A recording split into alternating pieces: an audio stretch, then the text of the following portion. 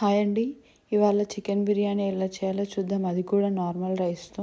ముందుగా చికెన్లో ఉప్పు, కారం, పసుపు, జింజర్ గార్లిక్ పేస్ట్, పెరుగు, కొంచెం ఆయిల్ వేసి మ్యారినేట్ చేసి ఫ్రిడ్జ్లో 2 hours అలా పెట్టుకోవాలి. నేను 1.5 kg చికెన్తో బిర్యానీ చేస్తున్నాను.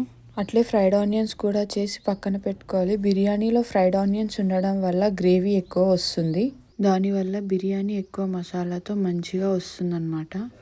తర్వాత మ్యారినేట్ చేసుకున్న చికెన్ని కర్రీలా చేసుకొని కొద్దిసేపు ఉడికించుకోవాలి. దానివల్ల బిర్యానీ ప్రాసెస్ తొందరగా అయిపోతుంది.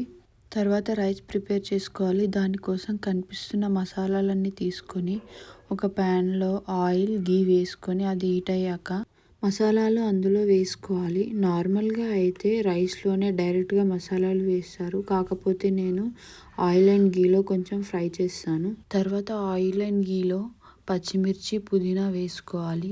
అవి బాగా వేగినాక వాటిని రైస్లో వేసుకోవాలి. నేను 1.5 kg చికెన్కి 1 kg రైస్ తీసుకుంటున్నాను. 1 glass ఆఫ్ రైస్కి 1.5 glass ఆఫ్ వాటర్ పోసుకోవాలి. నేను రైస్ని రైస్ కుక్కర్లో బాయిల్ చేస్తున్నాను. దానివల్ల బిర్యానీ ప్రాసెస్ తొందరగా అవుతుంది. నేను రైస్లో హాఫ్ లెమన్ పిండుకున్నాను. దానివల్ల రైస్ పొడి పొడిగా వస్తుంది. రైస్ని ఒక 80% కుక్ చేసుకొని పక్కన పెట్టుకోవాలి. ముందుగా బాయిల్ చేస్తున్న చికెన్లో పచ్చిమిర్చి, పుదీనా, ఫ్రైడ్ ఆనియన్స్ వేసుకొని అది కొంచెం కుక్ అయ్యాక గరం మసాలా, చికెన్ మసాలా వేసి ఒక 80% వరకు కుక్ అవ్వనివ్వాలి.